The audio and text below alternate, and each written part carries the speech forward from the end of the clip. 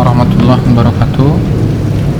Baiklah, pada pertemuan ke-8 ini di mata kuliah bahasa pemrograman mobile 2, baik itu teori dan praktikumnya. Baiklah, pada video pertama ini saya akan menjelaskan mengenai teori di pertemuan ke-8, yaitu akan membahas mengenai aplikasi dengan database MySQL. Pada tahapan ini, mahasiswa diharapkan dapat memahami apa itu database dan aplikasi menggunakan proses data, pengolahan data menggunakan database MySQL. Mungkin sebelumnya sudah memahami apa itu database, menggunakan dan proses database sudah dipelajari di semester sebelumnya. Lalu di tahapan ini kita di bahasa pemrograman mobile 2 ini ada proses yang berkelanjutan dari bahasa pemrograman mobile.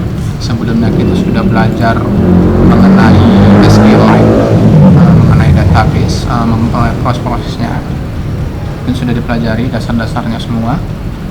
Maka kita akan melanjut ke tahapan yang berkelanjutan, yaitu mengenai SQL-nya. Karena di sini kita harus membuat sebuah proses pengkoneksian atau terhubung antara perbedaan platform. Satu menggunakan platform MySQL dan satu lagi menggunakan platform Android Studio. Maka kalau kita menggunakan bahasa pemrograman web, mungkin sudah secara otomatis bisa tersimpan dalam server. Kalau di Android Studio tidak ada file yang harus disimpan ke dalam server MySQL-nya. Jadi kita harus menghubungkannya dengan bahasa pemrograman web, yaitu PHP, lalu kita akan mengkoneksikan dengan menggunakan atau konversi dengan data JSON namanya. Data JSON inilah yang akan kita gunakan yang ada di Android Studio. Jadi tidak bisa langsung dari database dikoneksikan ke dalam Android Studio-nya langsung, itu tidak bisa. Jadi di Android Studio itu hanya bisa membaca data yang bersifat JSON atau JavaScript Object Notation. Jadi di sini yang akan kita pelajari ada 3. Yang pertama ada web service, MySQL, dan JSON-nya. Dalam hal ini JSON ini berupa format pertukaran data ya, yang bersifat ringan dan tidak berat, dan mudah ditulis dan dibaca oleh semua orang manusia. Maka JSON ini dikenalkan pada tahun Desember 1999, di mana ini merupakan sebuah format teks yang dimana digunakan dalam bahasa pemrograman baik itu bahasa C, C++, C Crush, Java, JavaScript, Perl, dan Python. Jadi di sini sifat-sifatnya itu menjadikan JSON ideal dan sebagai bahasa pertukaran data. Nah, jadi JSON ini digunakan sebagai alat pertukaran data. Maka ada beberapa metode JSON yang dimana dalam pengiriman data yang dilakukan memiliki beberapa kelebihan dibandingkan dengan XML. Kelebihan tersebut yaitu yang pertama adalah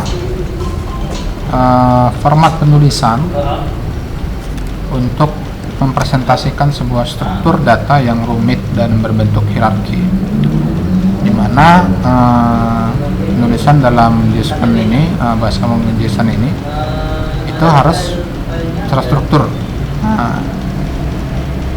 Jadi kalau misalnya ada kita data yang rumit, ada data yang susah untuk dibuat, maka kita harus menggunakan penulisan dengan JSON, maka akan lebih mudah. Selanjutnya, ukuran-ukuran karakter yang dibutuhkan JSON lebih kecil dibandingkan XML, karena untuk data yang sama sangat berpengaruh mengenai kecepatan dalam pertukaran data tersebut. Biasanya lebih cepat menggunakan JSON daripada data XML-nya. Lalu browser parsing di sini adalah untuk pengenalan token dan bagian-bagian kecil dalam rangkaian dokumen, di mana contohnya dapat kita lihat di sini terdapat data teks dalam format JSON. Maka data tersebut harus diparse terlebih dahulu sebelum dapat diakses dan dimanipulasi. Di sini browser berfungsi untuk parsing yang terjadi pada sisi klien atau browser. Jadi browser ini adalah untuk menerjemahkannya lah istilahnya. Kalau nanti di bahasa pemrogramannya itu adalah untuk bahasa pengkodingannya, untuk merubahkan data dari database MySQL ke data JSON-nya. Di sini itu biasa yang namanya parsing. Jadi kalau di browser nanti hasilnya itu. Lalu di sini ada survei yang menobatkan JSON di mana sebagai pemenang dalam kecepatan parsingnya. JSON terbuat dari dua struktur, yaitu yang pertama kumpulan pasangan nama nilai, lalu dinyatakan sebagai objek rekaman struktur kamus dan table hash dan daftar berkunci atau associative array. Jadi daftar nilai yang terurutkan ini pada kebanyakan bahasa hal ini dinyatakan sebagai array, dan vektor daftar list atau urutan sequence.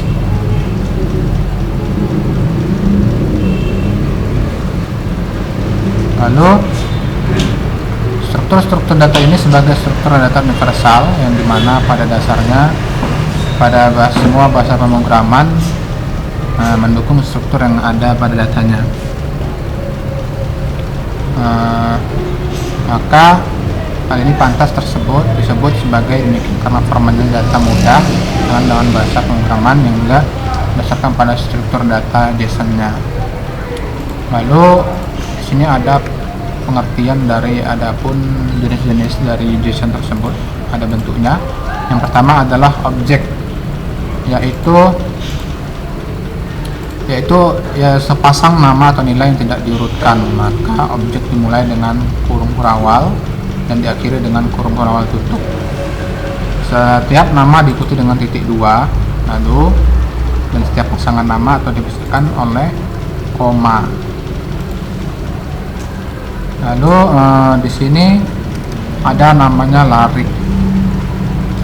Di sini larik itu kumpulan nilai yang terurutkan. Larik dimulai dengan satu kurung kotak buka dan diakhiri dengan kurung kotak tutup, dan setiap nilainya dipisahkan. Lalu di sini ada nilai.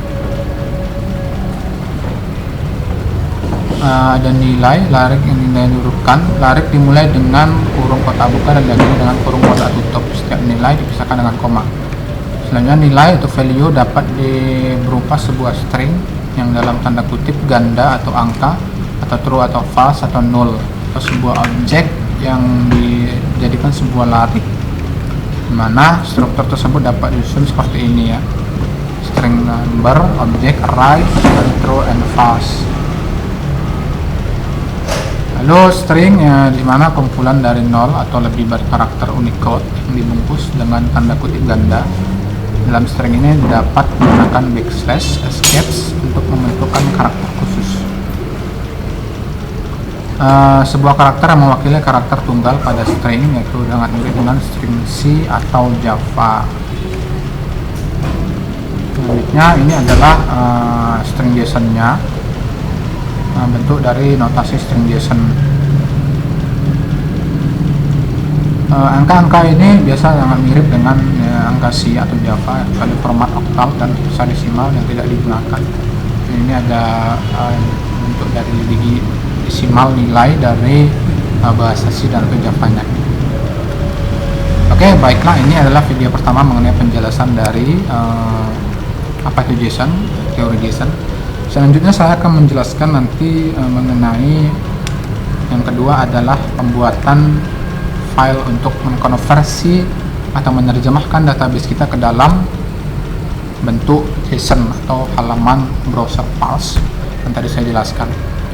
Nah, ini adalah pertemuan ke-8 untuk teorinya. Nanti saya akan lanjut di video kedua, yaitu mengenai bagian pembuatan parsing JSON. Lalu selanjutnya saya akan juga menjelaskan bahasa pengkodingan Android-nya. Ada juga di sini di modul ini akan saya jelaskan satu-satu. Nah, kalau misalnya langsung maka itu sulit nantinya. Nah, terima kasih. Assalamualaikum warahmatullahi wabarakatuh.